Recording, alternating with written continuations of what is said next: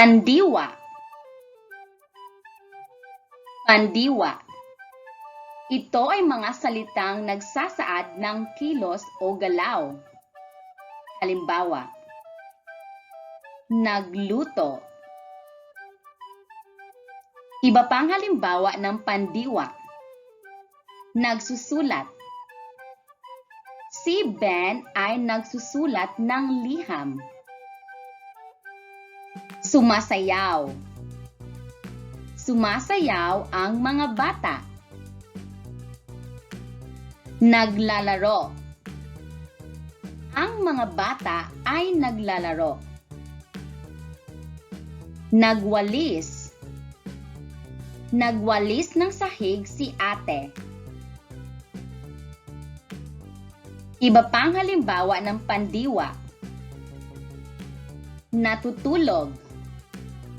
Maliligo. Tumalon. Nagbasa. Kakanta. Tinapon. Kain. Babalik. Sasali. Naglalaba. Iba pang halimbawa ng pandiwa na nasa pangungusap. Si nanay ay nagluluto. Ang pandiwa ay nagluluto. Maliligo kami sa dagat bukas. Ang pandiwa ay maliligo. Ang bata ay sumusulat sa pisara. Ang pandiwa ay sumusulat. Nagbabasa ng aklat si ate. Ang pandiwa ay nagbabasa. Magaling sumayaw ang babae. Ang pandiwa ay sumayaw. Sa lungguhitan ang pandiwa o salitang kilos sa bawat pangungusap. Isa. Ang sanggol ay natutulog. Ano ang tamang sagot? Ang sagot ay natutulog. Dalawa. Lumilipad ang mga ibon. Ang sagot ay lumilipad. Tatlo. Nagdidilig ng mga halaman si ate. Ang salitang kilos ay nagdidilig. Apat. Ako ay kakanta mamaya.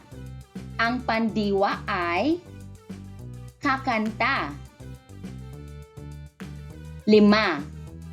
Masarap magluto si nanay. Ang sagot ay magluto. 6. Si Tina ay naghahanda ng pagkain. Ang salitang kilos ay naghahanda. 7. Tumatakbo ang mga aso. Ang pandiwa ay tumatakbo. 8. Magbabakasyon kami sa Maynila.